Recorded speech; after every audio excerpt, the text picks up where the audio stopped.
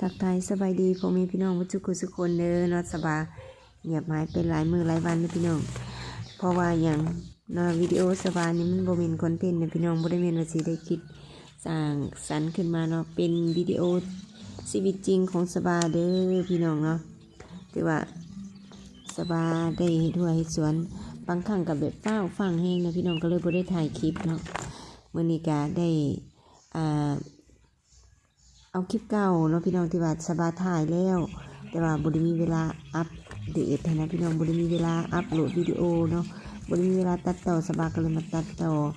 ให้ทุกคนได้รับชมในการว่าวิถีชีวิตของสบายแต่ละมื้อแต่ละวันประมาณใดนะทุกคนเนาะหัวหยุ่งหัวหยองเด้อพี่น้อง เฮ็ดทั่วเฮ็ดสวนคือเก่าเด้อพี่น้องลงหัวลงสวนเนาะแต่ว่าชีวิตจริงแต่กระโบได้100%ที่ว่าเอาออกให้ทุกคนได้รับชมนำกันเนาะอันนี้ก็ส่วนใดส่วนหนึ่งที่ว่า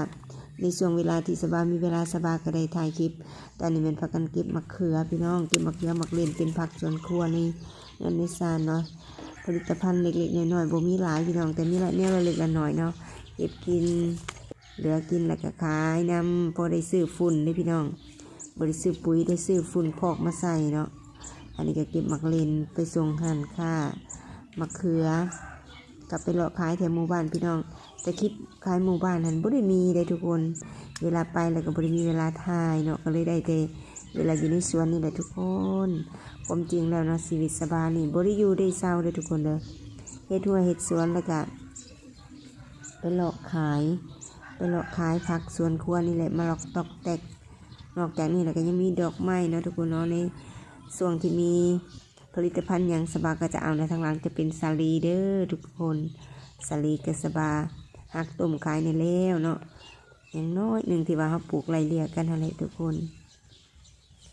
อันนี้ก็เก็บได้หลายแล้วพี่น้องแบบว่าเก็บผสมผสานกันเนาะหมักทั่วก็ได้เพราะแต่ได้ตำเลยทุกคนเราบ่ได้หลายหมักเล่นทันได้หลายอยู่ไปขายห่านตำไปส่งให้ห่านตำหุงพี่น้องก็ได้เท่าละ60ได้เท่าละ50เท่าละแสนสูงสุดก็เท่าละแสนปลายนี่แหละพี่น้อง140,000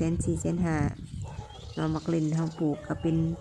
ป่าเป็นสวนอยู่ว่าสิตั้งใจเฮ็ดข้างให้เพิ่นก็บ่ได้เฮ็ดได้ทุกคนบ่ค่อยมีเวลาเพียงพอกับมันปานใดเนาะเพราะว่าตอนค่ำสบายก็จะมาแล้วก็ไปเลาะขายไก่ทุกคน